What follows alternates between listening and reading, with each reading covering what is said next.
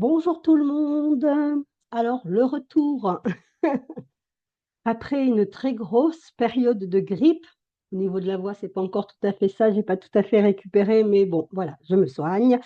J'ai été regarder un petit peu aussi ce que ça veut dire au niveau émotionnel. C'est toujours intéressant d'aller voir eh ben, de quoi notre corps nous parle, n'est-ce pas? Et oui, je trouve que ça correspondait assez bien à ce que je vivais émotionnellement, en tout cas au niveau du moment. Et bien voilà, hein, on traverse les choses, on accepte que notre corps nous envoie des messages et puis après, ben, on agit en conséquence. Bien, aujourd'hui, donc vidéo 24 de ce défi des 365 jours. À mon avis, il me faudra plus d'une année, peut-être même deux pour faire les 365 vidéos, mais ça n'a strictement aucune importance, hein. Pas de stress, même si au départ, je me rends compte que je me suis mis pas mal de stress par rapport à ce petit challenge et ça a justement participé à mon état émotionnel de grande fatigue, de vouloir faire plein de choses, ben, comme beaucoup de HP, HPI, n'est-ce pas? J'ai toujours 15 000 projets sous le coude, ce qui fait que effectivement, ben, je vais pas vérifier mon son. Tiens, faut que je regarde ça. Ah oui, hop. Voilà, il était un peu bas, mais je pense que ça devrait aller. Et donc, comme tous les personnes qui sont multitâches, n'est-ce pas, je vais dire, parce que je n'aime pas les définitions trop cadrantes et trop encadrées, eh bien, voilà, eh bien, effectivement, il arrive un moment où on peut aller jusqu'à l'épuisement. Ça tombe bien que je parle d'épuisement, parce qu'aujourd'hui, j'ai envie de vous parler du transit de Vénus. Vénus, elle met plus ou moins 3 semaines dans chaque signe, des fois un mois, des fois 3 semaines, ça dépend. Voilà, elle met en règle générale un petit peu plus de 7 mois, hein, 7 mois et demi pour faire le tour du zodiaque. Donc ça va assez rapide, on voit, hein, c'est une planète assez rapide. Elle est assez populaire parce que justement, eh bien, c'est la planète de l'amour. En tout cas, voilà, c'est sa réputation, de la beauté, des arts, de la créativité, de notre sensibilité aussi. Donc elle fait partie de ces planètes dites féminines. Et en ce moment, eh bien, pendant là, 4-5 mois, elle va graviter entre le début du bélier, jusqu'à 10 degrés. Alors aujourd'hui, à l'heure où je vous parle, elle est à 5 degrés, je crois, elle va aller jusqu'à 10 degrés du bélier. Et puis elle va rétrograder et elle va revenir jusqu'à la fin des poissons. Et puis elle va faire comme ça plusieurs conjonctions à Neptune. Neptune qui est tout fin des poissons, qui est à plus ou moins 27 degrés des poissons. Et je trouve que c'est assez intéressant parce que les périodes de rétrogradation, à mon sens, on n'en parle pas assez, puisque ce sont des périodes où on a l'opportunité de revenir en soi. Alors, normalement, je dirais, les planètes, bien évidemment, ne rétrogradent pas, hein, elles ne font pas un retour en arrière comme ça, elles n'ont pas une marche arrière sur leur, dans leur moteur, n'est-ce pas? Elles vont toujours de l'avant, bien évidemment. On sait que c'est une illusion d'optique, c'est par rapport à notre position du Soleil, par rapport à la course de la Terre autour des étoiles, etc. Et puis du mouvement planétaire. Et je ne vais pas rentrer je ne vais pas vous faire un cours hein, d'astronomie, on n'est pas là pour ça, mais enfin, sachez que régulièrement, de notre point de vue terrestre, on a l'impression que certaines planètes, quasiment toutes les planètes, hein, sauf le Soleil, vont rétrograder. Elles reviennent en arrière. En fait, elles font une boucle. Elles avancent, et puis hop, à un moment, elles font une boucle, et hop, ça. En fait, tant qu'elles sont dans ce mouvement-là, elles sont directes. Et puis à partir du moment ici, il y a un point stationnaire, elles vont commencer à redescendre et hop, elles repartent. Et en fait, c'est quand elles descendent où elles sont dites rétrogrades. Ce qui est intéressant avec Vénus rétrograde, puisque Vénus va parler de notre système de valeurs. Elle ne définit pas nos valeurs en elle-même, même si bien sûr le signe dans lequel elle se trouve va amener des appétences particulières hein, pour certaines choses, une Vénus de type feu, bien évidemment que dans ses valeurs, dans ce qu'elle apprécie, le dynamisme, le sport, et si elle n'aime pas forcément le sport, eh ben, il va y avoir quand même une forme de mouvement, il y a quelque chose de très pétillant, de très joyeux avec le feu, donc on voit bien qu'en fonction du signe dans lequel elle est, elle va être attirée par certains éléments, par certaines conditions. Et elle va s'épanouir, bien évidemment, plus facilement dans ces conditions-là. Et puis on va voir que, effectivement, elle va signer aussi, elle va nous montrer un petit peu les valeurs,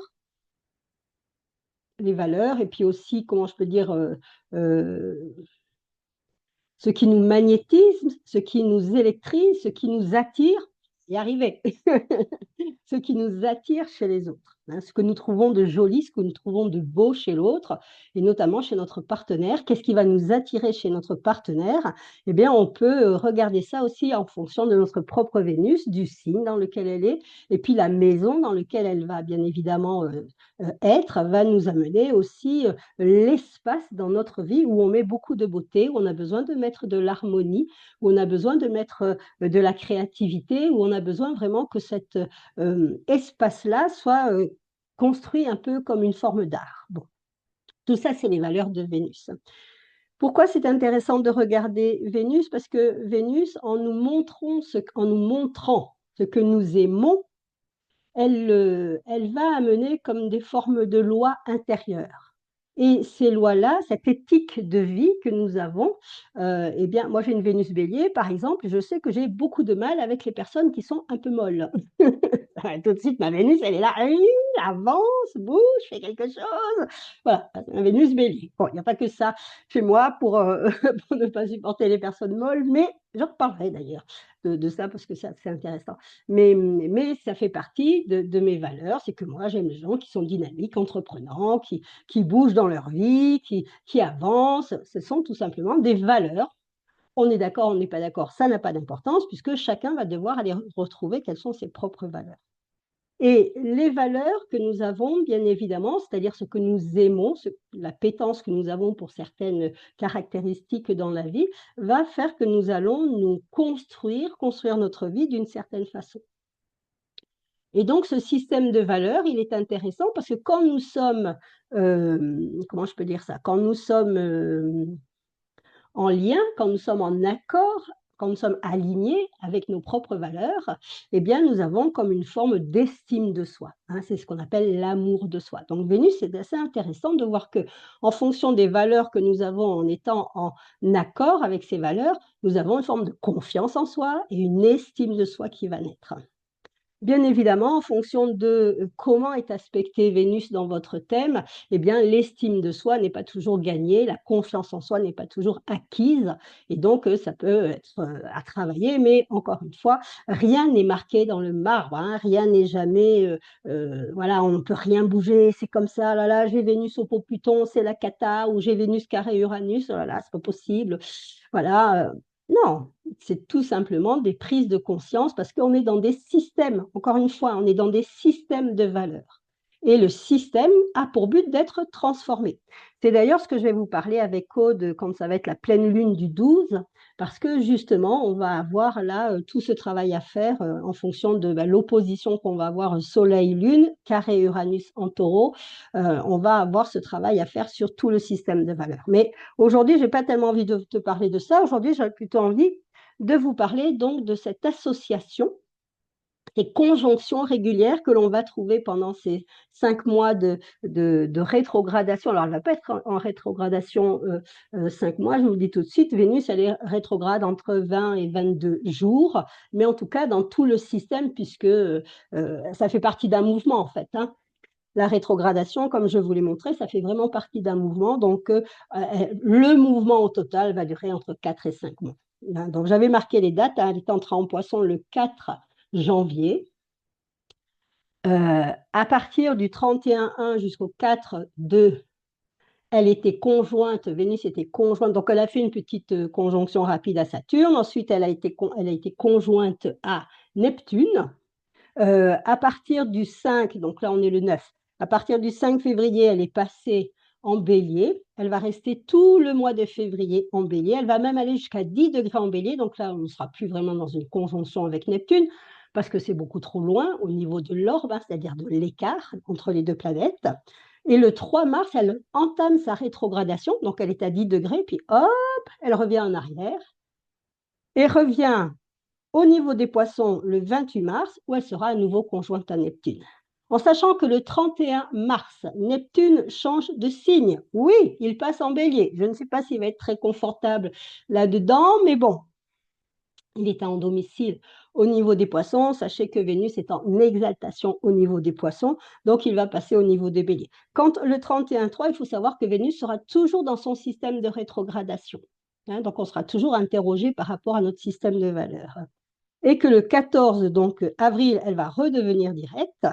Et elle va quitter les Poissons définitivement le 1er mai. Et elle sera donc à nouveau au niveau du Bélier. Et donc, elle sera conjointe là pendant un jour ou deux autour du 1er mai. Elle sera à nouveau, elle aura fait, je crois, 3 ou 4 conjonctions avec Neptune. Donc, ça me semble intéressant d'aller regarder ça, si vous voulez. C'était un préambule un petit peu long. Mais il fallait quand même que je vous explique un peu quelles étaient les fonctions de Vénus. C'est une planète dite personnelle, donc elle va vous signer personnellement, même si il y a des milliers de personnes qui ont une Vénus Bélier comme moi, mais en tout cas, il n'y aura pas la même configuration, il n'y aura pas le même degré, il n'y aura pas les mêmes aspects, des choses comme ça. Donc, même si je trouve des gens qui ont les mêmes valeurs que moi et que vous, bien sûr, eh bien, sachez que c'est quand même des planètes dites individualisées. Donc, elles sont individualisantes, elles vont nous définir beaucoup plus, je dirais, spécifiquement.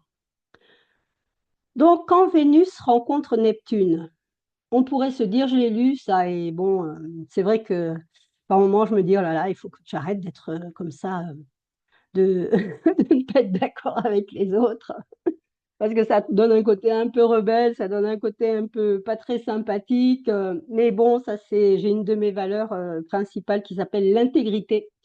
Et justement, avec Aude, donc, on parlera de ces valeurs et vous verrez que les valeurs, ça pas toujours, elles nous apportent pas toujours que le bon. Même si l'intégrité, hein, on va dire, est une belle valeur.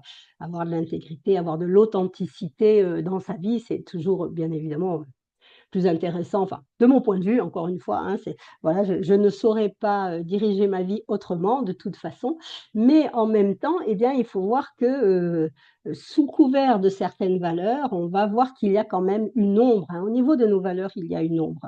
Et notamment, eh bien, avec une Vénus-Neptune. Alors, Vénus-Neptune, on peut se dire, waouh, super, énorme créativité, moment céleste, moment divin au niveau de la guérison, moment où vraiment, voilà, on est tous dans l'amour, cet amour universel, cet amour vraiment divin. Ça, c'est sûr que on est dans des énergies de cette nature-là. Mais, oh, j'ai envie de dire, mais quand même, hein. Mais ça, c'est au mieux. C'est-à-dire, c'est quand on est là au niveau du Dalai Lama ou du Bouddha ou je ne sais pas, et qu'on a fait tout notre chemin, bien évidemment, de compréhension et de guérison et de pacification et de réconciliation avec soi. Donc, ce sont de très, très belles énergies, Vénus-Neptune. Ce sont des énergies qui, effectivement, favorisent la guérison, favorisent le pardon, hein. Et j'aimais beaucoup mon dernier professeur et ancien professeur qui s'appelait Christian Droyer, qui malheureusement est décédé maintenant depuis plus d'une dizaine d'années, et qui parlait du pardon en dissociant le mot, hein. Il employait beaucoup le langage des oiseaux, il aimait beaucoup ça. Et il dissociait le mot, c'est-à-dire qu'il mettait pardon, et par, P-A-R-T, trait d'union, don, D-O-N. Donc, c'était chacun reprend la part, en fait, hein. C'est le pardon, ce n'est pas un travail où on va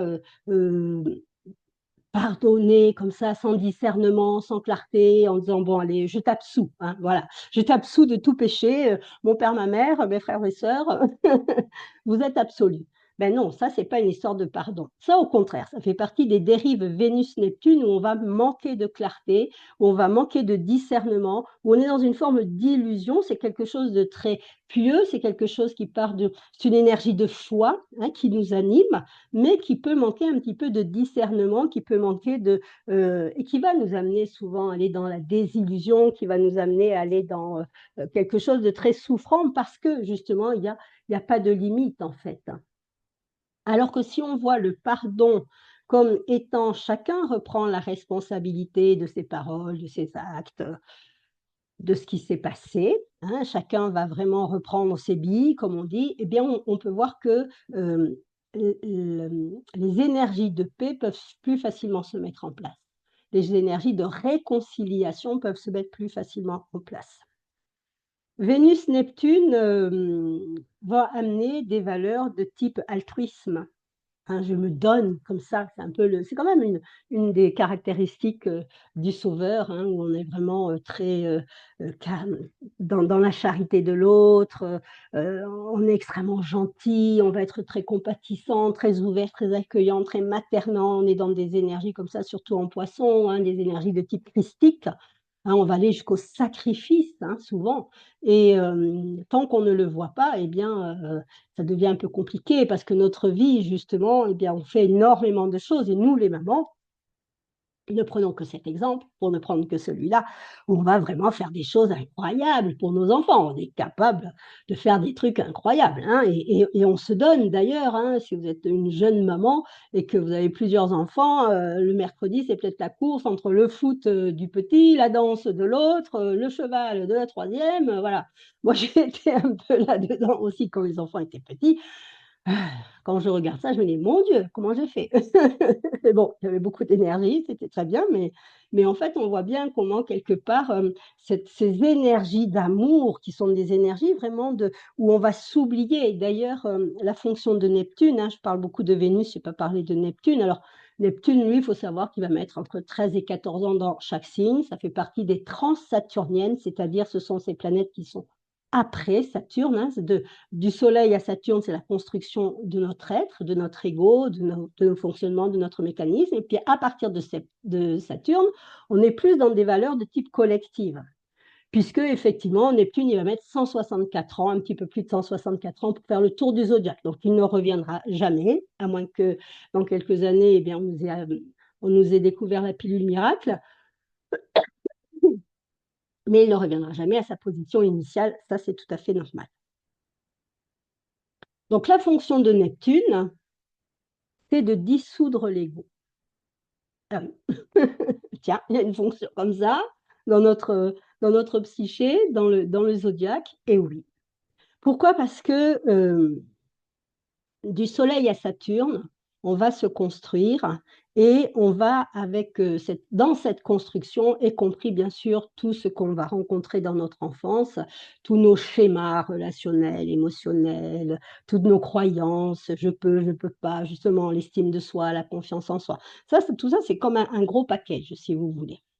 Et puis à un moment quand même, on arrive jusqu'à Saturne, donc on est dans une forme de limitation, hein. On va peut-être être confronté on a peut-être des envies, des désirs et puis voilà, Saturne est là, il va dire: «Bah, écoute, non, moi je vais mettre un peu des freins, hein, des barrières». Bon, d'accord. Et donc, on a ensuite Uranus qui vient, quelque part nous amener une forme d'insatisfaction. Ça, c'est la fonction principale d'Uranus. Alors beaucoup disent c'est pour Uranus est là pour nous libérer de nos schémas justement récurrents, de tout ce qui est bloqué avec Saturne. Mais, en fait, on ne se libère de nos schémas récurrents et bloquants que parce qu'à un moment, on va sentir une forme de frustration intense en soi. À un moment, on va dire: «C'est plus possible, je peux plus vivre comme ça, je peux plus vivre avec cette personne, je peux plus faire ce travail-là, je peux plus être dans ce système-là, ça ne me convient plus». Et justement, quand ça ne me convient plus, c'est parce que je suis en désolidarité avec mes propres valeurs. On en revient toujours à Vénus, hein, vous inquiétez pas. C'est une pièce maîtresse sur notre échiquier, sur notre puzzle astrologique. Et donc Uranus, il est là pour amener cette insatisfaction et c'est grâce à cette insatisfaction qu'on va se mettre en mouvement et qu'on va commencer à détruire, décréer nos anciens schémas. Et puis ensuite, après Uranus, on a, dans l'ordre des choses, hein, on a Neptune. Parce qu'une fois que j'ai détruit un peu mes anciens schémas, il y aura toujours des petits restes égotiques et c'est tout à fait normal.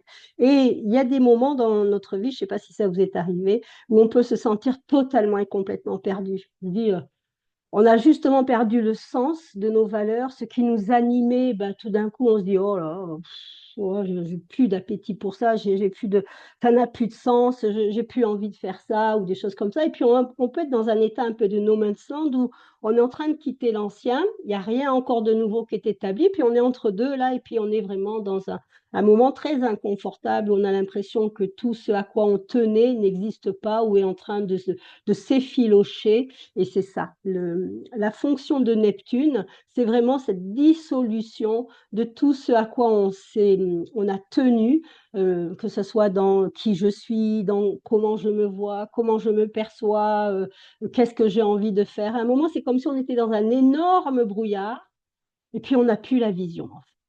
Hein, c'est pour ça que souvent Neptune nous amène des désillusions parce que justement, ben, on est dans le brouillard.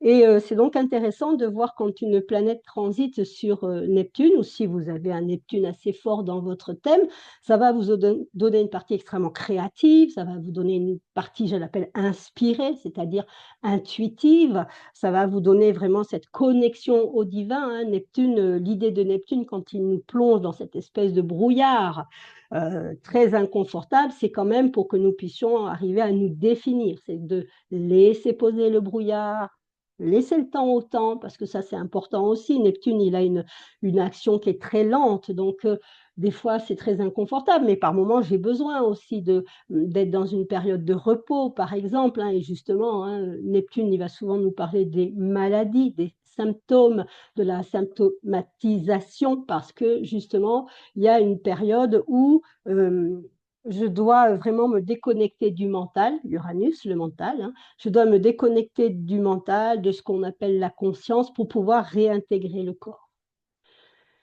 Et donc, ça, c'est intéressant, puisque Vénus, elle va transiter là pendant plusieurs mois, alors elle va faire des allers, des retours, comme je vous l'ai dit, sur Neptune.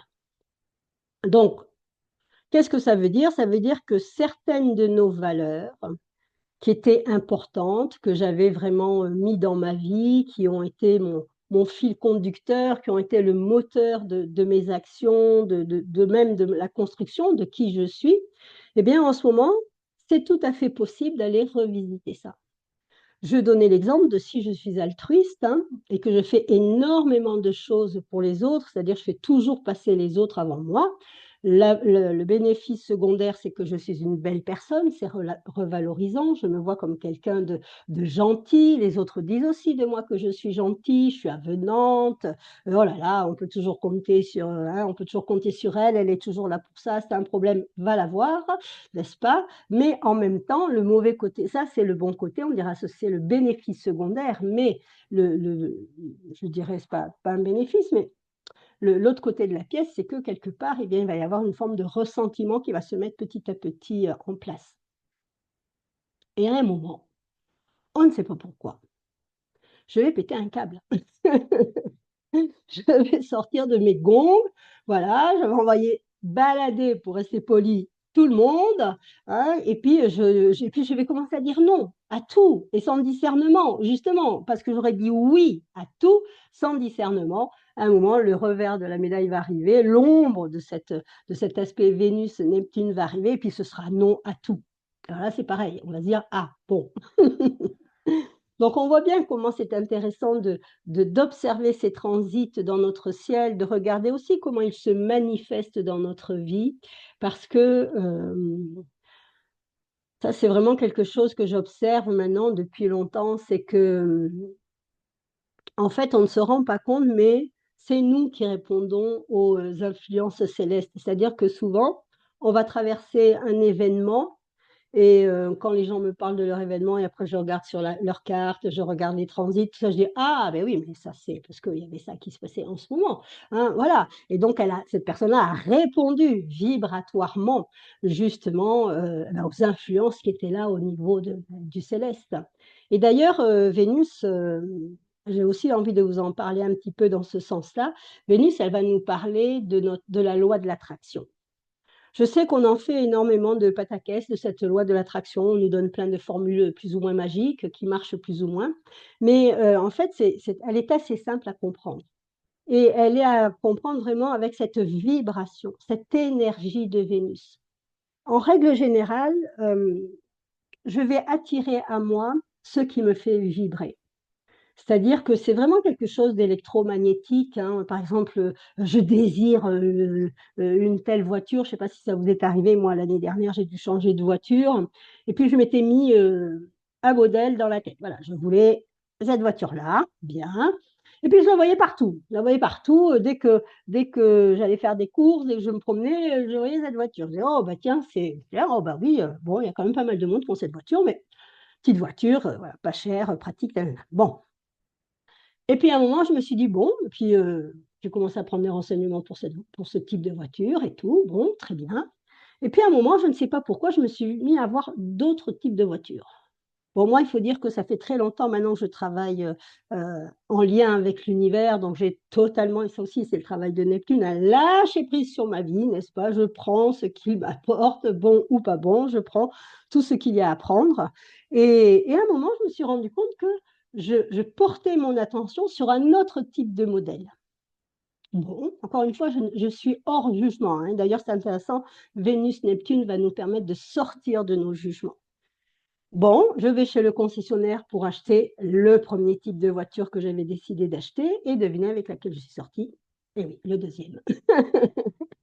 Et en fait, quand j'ai acheté la deuxième voiture, qui est plus grande, plus pratique, nanani, nanana, beaucoup plus, voilà, qui me correspondait mieux, je m'en suis rendu compte. Je me suis dit, ah, mais en fait, c'est cette voiture-là qui me correspondait mieux. C'est cette voiture-là qui était plus en résonance avec mes besoins, avec mes désirs aussi, avec ce dont j'avais envie, ce qui me faisait envie, ce qui vraiment me mettait de la lumière un petit peu au niveau de tous les étages, hein, voilà, du cœur, des yeux, de la tête. Et en fait, la loi de l'attraction, c'est vraiment ça. Ça n'est pas toujours ce que vous voulez. Et d'ailleurs, vous le voyez bien, hein, si vous faites des vœux régulièrement, nouvelle lune, pleine lune. Moi, j'incite vraiment personne à faire des vœux parce que ça ne marche pas comme ça. En tout cas, ça serait tellement simple si ça marchait comme ça. Mais en fait, l'idée, c'est plutôt de vraiment vous poser la question de qu'est-ce que vous voulez vraiment. Et souvent, c'est là où c'est un petit peu compliqué, et c'est pour ça que ça ne marche pas toujours, c'est parce que notre conscient veut quelque chose et notre inconscient, dans lequel se trouve notre système de survie et notre système de sécurité, ne le veut pas. Imaginons que je veuille devenir extrêmement visible, voilà, sur les réseaux sociaux, que voilà, j'ai envie d'avoir plein de followers et des choses comme ça. De ce que je sais aujourd'hui, puisque ça fait aussi très longtemps que je m'observe de l'intérieur, je sais que ça n'est pas mon désir profond. Je ne souhaite pas avoir des milliers d'abonnés sur ma chaîne YouTube, je m'en fiche complètement, parce que ce n'est pas mon désir profond. Et pendant longtemps, quand j'étais beaucoup plus jeune, bien évidemment, je voulais plein de choses au niveau professionnel, nanani, nanana. Et en fait, ça ne s'est pas passé. Pourquoi? Parce que ça n'était pas aligné avec mon désir profond. Et si je me connecte vraiment avec ma Vénus, et notamment en ce moment Vénus-Neptune, hein, qui est cette grande ouverture, cette grande capacité qu'on a à aller s'interroger sur nos désirs profonds, on va voir que certains désirs ne sont pas en résonance avec notre volonté du tout. Donc, c'est là où ça va être intéressant d'aller revisiter justement nos valeurs. Qu'est-ce qui est important pour moi? Qu'est-ce qui me fait vibrer? Qu'est-ce qui a de la valeur pour moi? Hein, je peux très bien dire, ah ben, je veux devenir digital nomade et puis je vais avoir plein de clients parce que moi je vais embarquer ma petite famille dans un camping-car et puis je veux faire le tour du monde 10 fois et puis je veux qu'on ait une vie comme ça. Mais si j'ai des valeurs comme la paix, comme la tranquillité, comme le cocooning, par exemple, hein, la sécurité, des choses comme ça, je vais voir que je vais avoir énormément de mal à mettre en place mon projet. Parce que mon désir, aussi beau soit-il, aussi merveilleux, aussi féerique soit-il, et aussi plein de bonnes intentions soit-il, s'il n'est pas réellement en adéquation, en alignement à 2000% avec ce que je veux vraiment, ce qui me fait vibrer, hein, pensez à cette idée de Vénus est très charismatique, c'est comme un aimant. Hein. Donc un aimant, vous mettez un aimant et puis vous mettez tout ce qui a avec un petit peu de fer autour et puis hop, ça va l'attirer. Et en fait, on voit bien que si vous mettez un aimant avec une cuillère en plastique, elle ne va pas s'attirer. Hein. Pourquoi? Parce que justement, il n'y a pas de vibration, il n'y a pas de connexion, il n'y a pas d'aimantage. Bon. Donc Vénus, elle a ce pouvoir-là. J'avais vraiment envie de vous en parler sous cet angle-là, de vous dire faites attention à être en lien, à être vraiment en... Comment je peux dire ça? Bon, moi, c'est le mot alignement toujours, hein, parce qu'il y a justement à être en intégrité, voilà, pour parler de ma valeur fondamentale, que je suis en train un petit peu de revisiter, pour être vraiment en intégrité avec vos vrais désirs, eh bien, il faut vraiment aller s'introspecter, il faut vraiment aller regarder qu'est-ce qui se passe. Qu'est-ce que j'avais envie de vous partager pour cette reprise un petit peu plus longue? Oh, je reparlerai sûrement de cette Vénus-Neptune parce qu'elle est, voilà, ce sont vraiment des belles valeurs. Il y a vraiment, en tout cas, c'est un espace en ce moment-là, pendant tous ces prochains mois, au mois de mai, avril-mai, où on va pouvoir aller explorer aussi nos grandes blessures, nos grandes souffrances. Des fois, ce sont ces comportements qui font de nous, euh, pardon, qui agissent à notre insu, hein, et qui vont des fois un peu bloquer notre vie, ou en tout cas elle n'est pas suffisamment ou pas aussi épanouissante que nous l'aurions voulu. Ce sont aussi ces comportements qui font qu'on va toujours attirer le même type de personnes. Pourquoi? Parce qu'on a des schémas récurrents. Et ça, j'en parlerai aussi au fur et à mesure de ces vidéos. Donc là, c'est un moment de guérison, il faut en profiter. Ouvrons-nous à la guérison, allons trouver des outils, des thérapeutes, que sais-je, hein. Ça, c'est votre responsabilité de guérir, bien évidemment, si c'est le moment pour vous. Je vous souhaite une magnifique journée. Je vous dis à tout vite pour justement, eh bien, un prochain épisode. J'ai quand même envie de parler du triangle de Karpman. Alors encore une fois, dans un esprit d'ouverture, hein. N'allons pas dire, puisque moi, avec le thème terrible que j'ai, et mon aspect de bourreau, n'est-ce pas? Ah oui, il faut le savoir, voilà.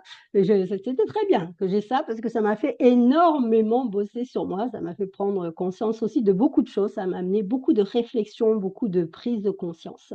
Donc, je vais quand même aller explorer ça. Vous amener une grille de lecture et encore une fois, hein, on va essayer de ne pas être trop rigide. Voilà. Passez une magnifique journée. Je vous dis à tout vite pour une prochaine vidéo. Bisous, bisous. Ciao, ciao.